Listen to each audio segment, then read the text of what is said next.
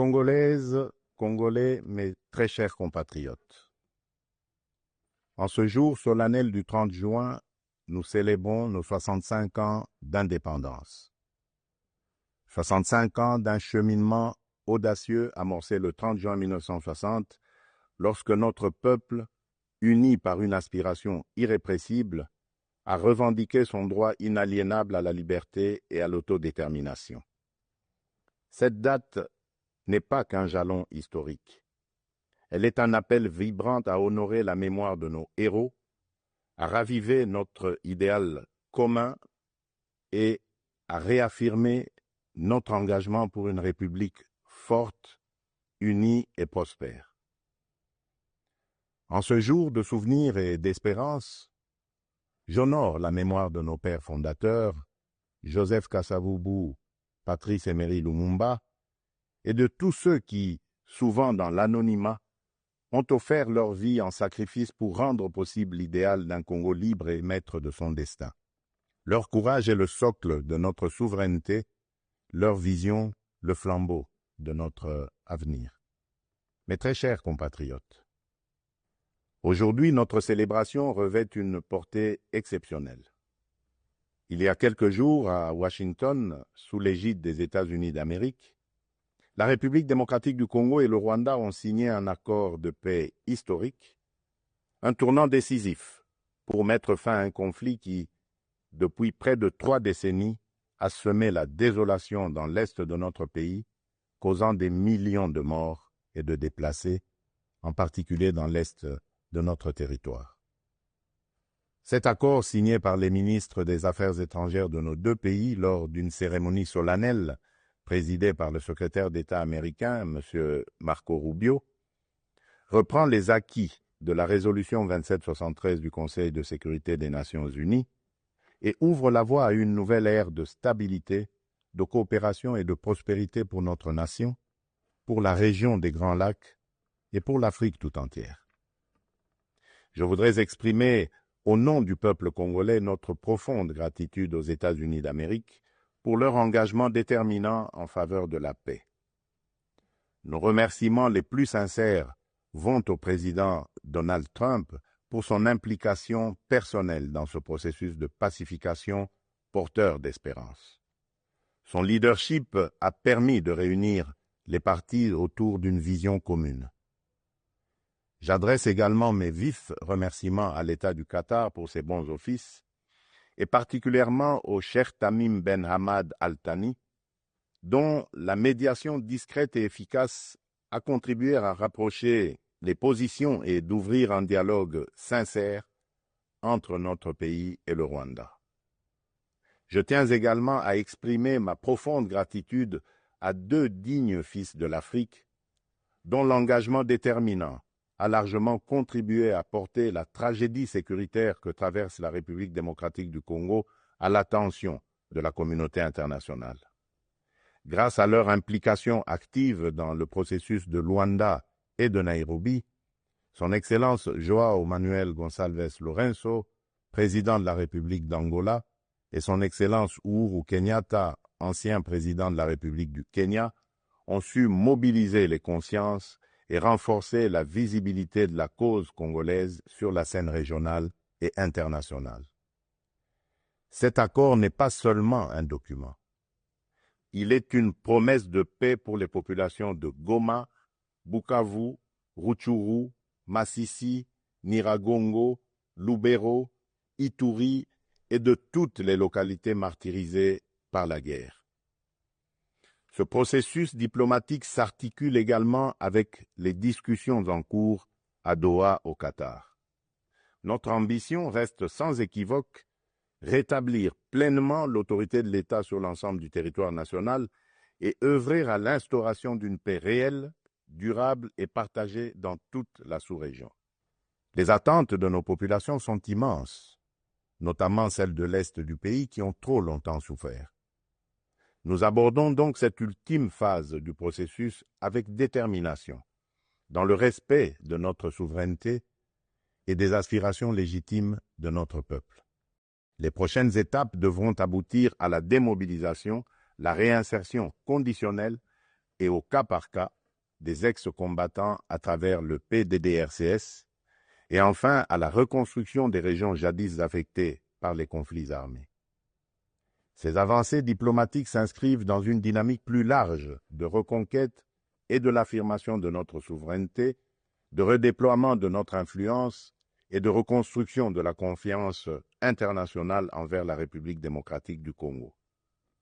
Elles font écho à notre récente élection comme membre non permanent du Conseil de sécurité des Nations Unies pour la période 2026-2027, une première depuis 34 ans. Ce mandat n'est pas un honneur protocolaire, c'est une responsabilité politique et morale que nous porterons avec dignité en faveur de la paix, du multilatéralisme et des intérêts du continent africain. Mes très chers compatriotes, l'accord signé à Washington ouvre des perspectives inédites. Il augure une ère de paix durable, de coopération régionale et de prospérité partagée. Il nous engage à reconstruire nos communautés, à revitaliser nos économies et à restaurer la dignité de chaque Congolais. Mais cette paix, aussi précieuse soit-elle, reste fragile. Elle exige de nous tous, gouvernements, citoyens, partenaires internationaux, un engagement indéfectible pour sa consolidation. Nous continuerons à exiger que justice soit rendue aux victimes et que les responsables des atrocités répondent de leurs actes. Je salue le courage exemplaire de nos forces armées, des forces de police et de sécurité, et de tous les résistants patriotes ouazalendo qui, au péril de leur vie, défendent notre patrie. Leur bravoure est le rempart de notre souveraineté. À vous, mes sœurs et mes frères de l'Est, je veux dire que votre résilience est une source d'inspiration pour la nation entière. Vos souffrances n'ont pas été vaines. Elles ont forgé notre détermination à réfuter toute solution précaire à cette crise et à nous engager à bâtir un avenir meilleur. Mes très chers compatriotes, l'indépendance que nous commémorons aujourd'hui n'est pas seulement une conquête du passé, elle est surtout un cap pour l'avenir. Elle est un projet vivant, un idéal à construire chaque jour. Cet idéal exige de nous que nous surmontions non seulement les menaces armées, mais aussi l'insécurité sociale, l'injustice, le tribalisme et la division. Le peuple congolais aspire à un pays de paix, de justice et de dignité. Un pays où l'on veut et on peut vivre sereinement, travailler avec honneur et offrir à chaque enfant congolais la liberté de rêver grand, sans peur ni entrave. Réaliser ce rêve requiert la mobilisation de toutes nos forces vives, institutions, citoyens, diaspora, partenaires, autour d'un même idéal, bâtir un Congo moderne, sûr et respecté. Il est temps de transcender nos clivages, de rejeter les discours de haine et les manipulations, et de faire de notre diversité une force, non une fracture. Notre unité n'est pas une option, elle est une condition de survie. C'est dans cet esprit de responsabilité et de dépassement de soi que j'ai tenu, il y a quelques semaines, une rencontre franche et républicaine avec M. Martin Fayoulou, l'un des leaders de l'opposition. Ce geste, que beaucoup n'auraient osé imaginer depuis les élections de 2018, témoigne d'une volonté partagée de placer l'intérêt supérieur de la nation au-dessus des querelles partisanes. Cette rencontre marque une étape importante vers une politique de réconciliation, d'écoute mutuelle et de respect réciproque. Elle donne surtout corps à l'exigence du peuple congolais, celle d'une classe dirigeante capable de s'unir aux moments les plus critiques, d'agir avec maturité et de servir ensemble la grandeur de la République. Mes très chers compatriotes, les défis qui se dressent devant nous ne se limitent pas à la sécurité. À Kinshasa, la congestion urbaine et les embouteillages affectent la qualité de vie. Le manque de discipline, l'urbanisation désordonnée et l'insuffisance des transports en commun rendent la vie difficile à des millions de nos compatriotes.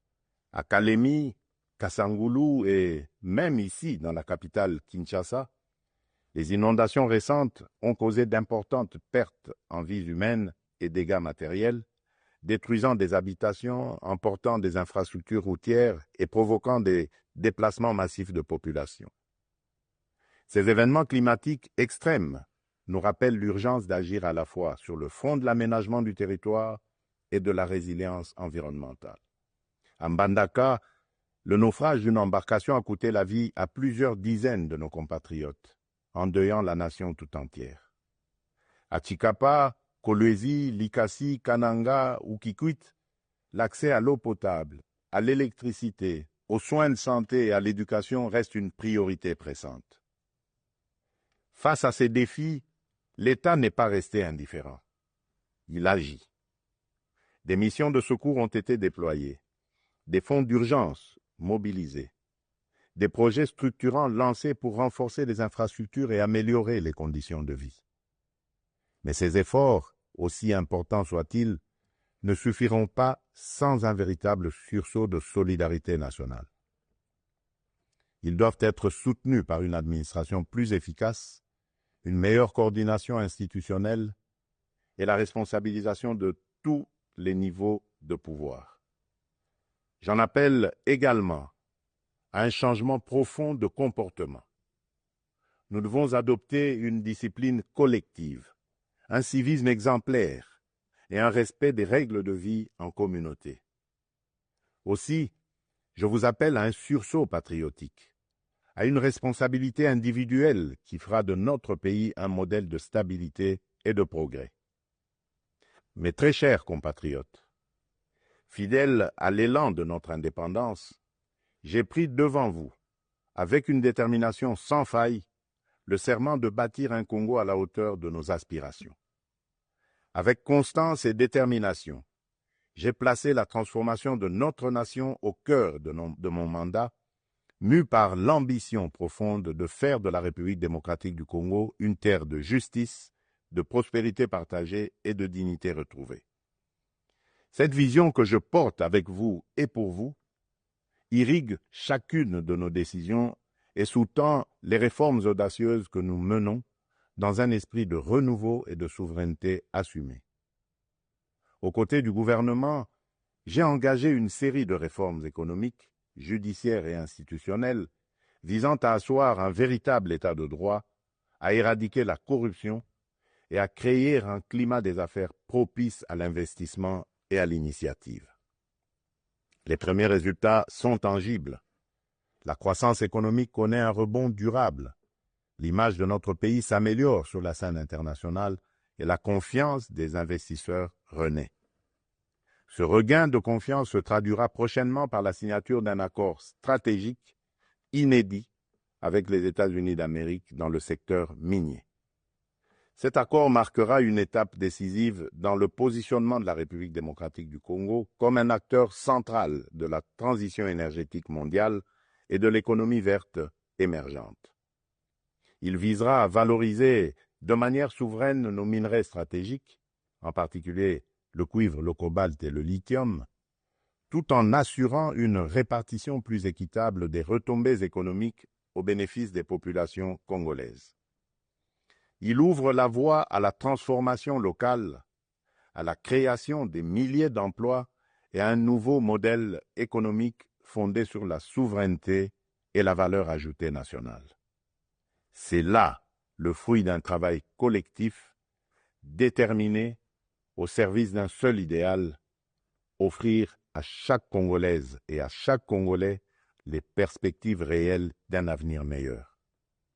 Malgré l'adversité, notre peuple a toujours fait preuve d'une résilience extraordinaire.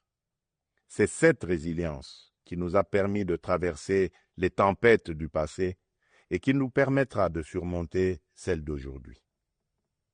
Le Congo d'aujourd'hui n'est plus celui du fatalisme et de l'impuissance. À l'aube du retour tant attendu de la paix sur l'ensemble de notre territoire, s'ouvre un nouveau chapitre de notre histoire, porté par le courage inébranlable, la résilience admirable et la solidarité agissante de toutes les filles et de tous les fils de la nation. À nos partenaires des États-Unis, de la Chine, de l'Europe, des pays du Golfe, du continent africain et du monde entier, je le dis solennellement, la République démocratique du Congo est de retour, prête à nouer des partenariats stratégiques, fiables, transparents et surtout gagnant-gagnant. Nous avons les moyens de notre ambition, des ressources exceptionnelles, une position géostratégique centrale, un peuple talentueux et surtout un leadership résolument tourné vers l'avenir. Nous sommes prêts à jouer notre rôle, notre partition face aux grands défis de notre temps. La paix, la transition énergétique, le développement durable et l'intégration africaine. Je tiens toutefois à réaffirmer avec clarté les lignes rouges de mon action. Les ressources de la République démocratique du Congo ne seront jamais bradées ni livrées à des intérêts obscurs. Elles bénéficieront avant tout au peuple congolais. Aucun compromis ne sera toléré en matière de souveraineté économique. La République démocratique du Congo ne vendra ni son avenir, ni sa dignité. Mes très chers compatriotes, le monde change et la République démocratique du Congo a son mot à dire. Notre jeunesse déborde de talent, notre sol regorge de richesses, notre peuple rayonne de dignité. Ensemble, poursuivons notre projet commun, celui de bâtir un État fort, une économie diversifiée, une société juste et équitable. Ce 30 juin, faisons de notre indépendance un idéal vivant, incarné dans chaque famille, chaque quartier, chaque ville, chaque province. Nous ne visons pas seulement la fin de la guerre, nous voulons une paix véritable, qui sera le socle d'un vaste chantier de reconstruction d'une société plus inclusive, plus solidaire et plus prospère. Le gouvernement s'y attellera avec rigueur et transparence. Mais ce chantier ne réussira que si chaque Congolaise et chaque Congolais y prend part. Alors unissons nos cœurs et marchons ensemble, main dans la main, vers un Congo fort, uni et prospère. Bonne fête de l'indépendance à toutes et à tous. Que Dieu bénisse la République démocratique du Congo, son peuple et tous ceux qui l'ont choisi comme pays de résidence. Je vous remercie.